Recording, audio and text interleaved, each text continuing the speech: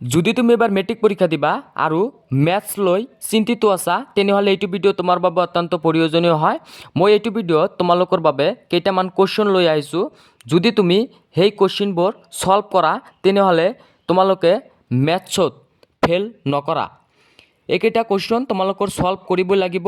ইয়াৰ পৰাই তোমালোকৰ মেট্ৰিক পৰীক্ষাত কুৱেশ্যন আহিব। মই তোমালোকক দেখাই দি আছোঁ। যদি তুমি মোৰ চেনেলত প্ৰথমবাৰ হোৱা চেনেলটো সাবস্ক্ৰাইব কৰিব নাপাহৰিবা। এইটো ভিডিঅ'ত মই তোমালোকক যিবোৰ কুৱেশ্যন দেখুৱাই দিম তোমালোকে সেই কুৱেশ্যনবোৰ সলভ কৰি গ'লে মেট্ৰিক পৰীক্ষাত ইয়াৰে পৰাই কমন পাই যাবা। ডাইৰেক্ট কিছুমান কমন পাই যাবা। মই তোমালোকক দেখাই দি আছোঁ। প্ৰথমতে 46 নং কুৱেশ্যনটো চাবা।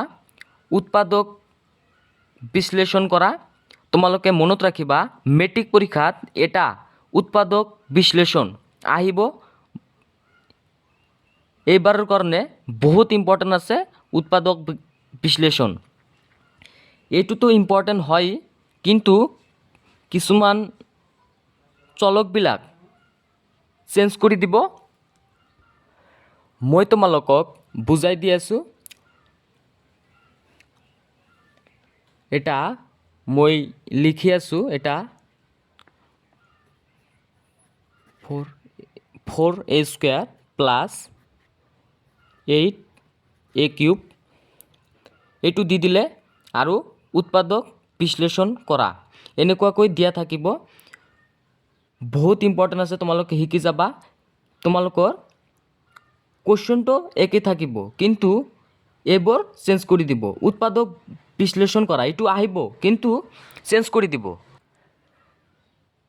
এইবাৰৰ কাৰণে বহুত ইম্পৰ্টেণ্ট আছে উৎপাদক বিশ্লেষণ। তোমালোকে এটা এই পদ্ধতিটো শিকি যাবা। 2 মাৰ্কছ মেট্ৰিক পৰীক্ষাত পাই যাবা। তাৰপিছত 46 নং কুৱেশ্যনটো চাবা। 46 নং কুৱেশ্যনটো এইবাৰৰ কাৰণে বহুত ইম্পৰ্টেণ্ট আছে।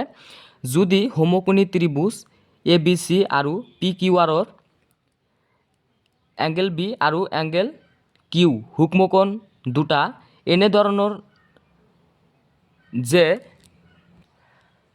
sin B equal sin Q তেন্তে প্ৰমাণ কৰা যে angle B equal angle Q। তোমালোকে মনত ৰাখিবা এইটো কুৱেশ্যন এইবাৰৰ কাৰণে বহুত ইম্পৰ্টেণ্ট আছে। ডাইৰেক্ট তোমালোকৰ আহি যাব পাৰে। তোমালোকে এইটো কুৱেশ্যন সলভ কৰিবা। তাৰপিছত চাবা 49 নং কুৱেশ্যনটো ত্ৰিভুজ PQRৰ Q কোণটো 90 ডিগ্ৰী।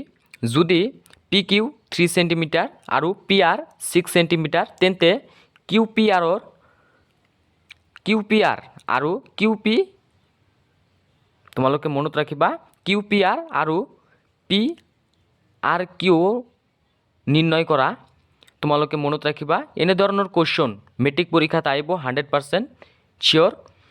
তোমালোকৰ এইবিলাক চেঞ্জ কৰি দিব। 3 সেণ্টিমিটাৰৰ ঠাইত 4 সেণ্টিমিটাৰ আৰু PRৰ ঠাইত 6 সেণ্টিমিটাৰ দি আছে। ইয়াত 8 সেণ্টিমিটাৰ দি দিলে তোমালোকে মনত ৰাখিবা এনেকুৱা টাইপ কুৱেশ্যন মেট্ৰিক পৰীক্ষাত দেখিবলৈ পাবা। এটা 100% চিয়'ৰ। তোমালোকে এনেধৰণৰ কুৱেশ্যন শিকি যাবা। সলিউশ্যন কৰা শিকি যাবা দেই আহিব। তাৰপিছত 15 নং কুৱেশ্যনটো চাবা। 15 নং কুৱেশ্যনটো সহজ হয়। তোমালোকে এইবিলাক শিকি যাবা দেই বহুত ইম্পৰ্টেণ্ট আছে। 15 নং কুৱেশ্যনটো ডাইৰেক্ট তোমালোকৰ কমন পাই যাব পাৰা মেট্ৰিক পৰীক্ষাত এইবাৰ দি দিব পাৰে। এটা নীলা আৰু এটা ছাই ৰঙৰ দুটা লুডুগুটি একেলগে মাৰি পঠিওৱা হ'ল। সকলো সম্ভাৱ্য ফলাফল লিখা। লুডুগুটি দুটাৰ ওলোৱাৰ সংখ্যাৰ সমষ্টি 13 হোৱাৰ সম্ভাৱিতা কিমান? বহুত ইম্পৰ্টেণ্ট আছে এই কুৱেশ্যনটো তোমালোকে শিকি যাবা। তাৰপিছত 51 নং কুৱেশ্যনটো চাবা। তলত তোমালোকৰ দিব তলৰ সমীকৰণযোৰৰ ৰৈখিক সমীকৰণ জোৰলৈ ৰূপান্তৰণ কৰি সমাধান কৰা বা ৰূপান্তৰিত কৰা এনেকুৱাকৈ তোমালোকৰ কুৱেশ্যন দিব। মই তোমালোকক কৈ দি আছোঁ বহুত ইম্পৰ্টেণ্ট আছে। এইবাৰো আহিব তোমালোকৰ 3 মাৰ্কছৰ মেট্ৰিক পৰীক্ষা তোমালোকে দেখিবলৈ পাবা। সমাধান কৰা আহিব বহুত ইম্পৰ্টেণ্ট আছে, তোমালোকৰ সমাধান কৰা আহিব, এটা 100% চিয়'ৰ। মই তোমালোকক কৈ দিলোঁ, তোমালোকে শিকি যোৱা। এইবাৰ তোমালোকে মেট্ৰিক পৰীক্ষাত এইবাৰৰ 3 মাৰ্কছ কমন পাই যাবা, সমাধান কৰা তোমালোকে শিকি গ'লে। তাৰপিছত 52 নং কুৱেশ্যনটো চাবা। 52 নং কুৱেশ্যনটো ইম্পৰ্টেণ্ট আছে। দুটা ক্ৰমিক অযুগ্ম যোগাত্মক অখণ্ড সংখ্যা উলিওৱা যাৰ বৰ্গৰ যোগফল 290। তোমালোকে মনত ৰাখিবা, এইটো কুৱেশ্যন এইবাৰৰ কাৰণে ইম্পৰ্টেণ্ট আছে, তোমালোকে শিকি যাবা। তাৰপিছত 54 নং কুৱেশ্যনটো চাবা। প্ৰমাণ কৰা যে যদি এটা ত্ৰিভুজৰ এটা কোণ আন এটা ত্ৰিভুজৰ এটা কোণৰ সমান হয় আৰু সেই কোণকেইটা গঠন কৰা বাহুকেইটা সমানুপাতিক হয়, তেন্তে ত্ৰিভুজ দুটা সদৃশ। তোমালোকে মনত ৰাখিবা, এইটো বহুত ইম্পৰ্টেণ্ট আছে এবাৰৰ কাৰণে, তোমালোকে লিখি ৰাখা, 100% চিয়'ৰ এইটো এবাৰ অহাৰ চান্স আছে। বহুত ইম্পৰ্টেণ্ট আছে এইটো কুৱেশ্যন এইবাৰৰ কাৰণে, তোমালোকে শিকি যোৱা। হৈ গ'ল, মই তোমালোকক যিবোৰ কুৱেশ্যন এইটো ভিডিঅ'ত দেখুৱাই দিলোঁ, তোমালোকে এইবোৰ কুৱেশ্যন ছল্ভ কৰা। ইয়াৰে পৰাই তোমালোকৰ কমন পৰিব মেট্ৰিক পৰীক্ষাত। মই তোমালোকক আকৌ এবাৰ কৈ দি আছোঁ, 51 নং কুৱেশ্যনটো এইবাৰৰ কাৰণে বহুত ইম্পৰ্টেণ্ট আছে। সমাধান কৰা, তোমালোকৰ এটা মেট্ৰিক পৰীক্ষাত আহিব, 100% চিয়'ৰ। তোমালোকে সমাধান কৰা শিকি যোৱা, ইম্পৰ্টেণ্ট হয়। তাৰপিছত চাবা 46 নং কুৱেশ্যনটো, উৎপাদক বিশ্লেষণ কৰা। বহুত ইম্পৰ্টেণ্ট আছে এইবাৰৰ কাৰণে, তোমালোকৰ মেট্ৰিক পৰীক্ষাত আহিব, এটা 100% চিয়'ৰ। তোমালোকে শিকি যাবা।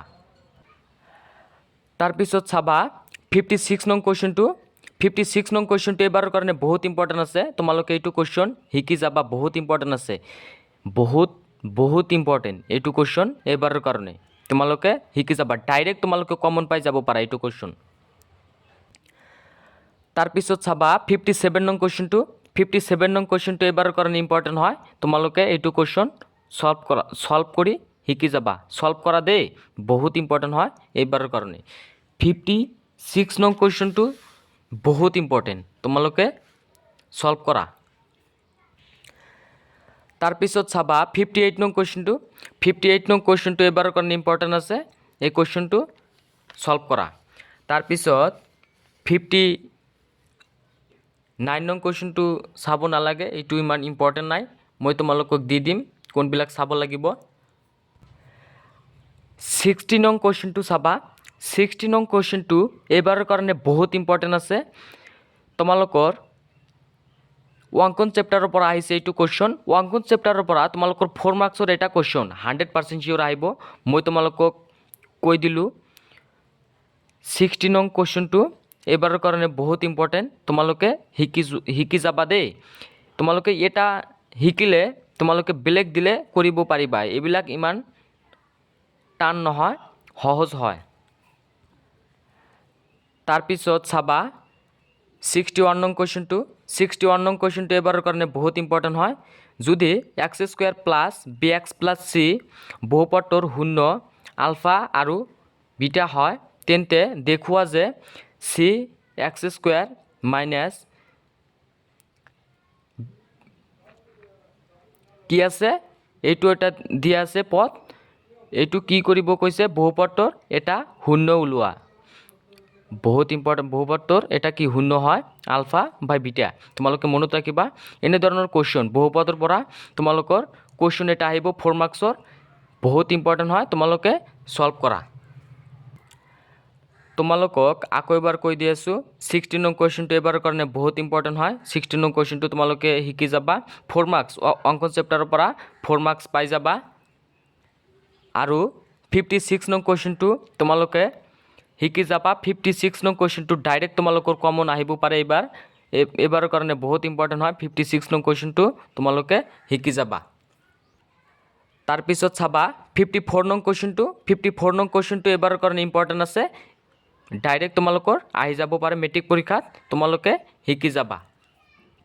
তাৰপিছত 51 নং কুৱেশ্যনটো চাবা। 51 নং কুৱেশ্যনটো সমাধা কৰা এটা তোমালোকৰ মেট্ৰিক পৰীক্ষাত আহিব 100% চিয়'ৰ 3 মাৰ্কছ তোমালোকে মেট্ৰিক পৰীক্ষাত পাই যাবা বহুত ইম্পৰ্টেণ্ট আছে তোমালোকৰ এইবোৰ চেঞ্জ কৰি দিব কিন্তু সমাধা কৰা তোমালোকে শিকিলে এইবোৰ তোমালোকে পাৰিবা সহজ হয় ইমান টান নহয় দেই তাৰপিছত চাবা 46 নংটো উৎপাদক বিশ্লেষণ কৰা শিকি যাবা মই তোমালোকক এইটো ভিডিঅ'ত যিবিলাক কোৱেশ্চন দেখুৱাই দিলোঁ এইবোৰ কোৱেশ্চন তোমালোকে সলভ কৰা ইয়াৰে পৰা তোমালোকৰ মেট্ৰিক পৰীক্ষাত কমন দেখিবলৈ পাবা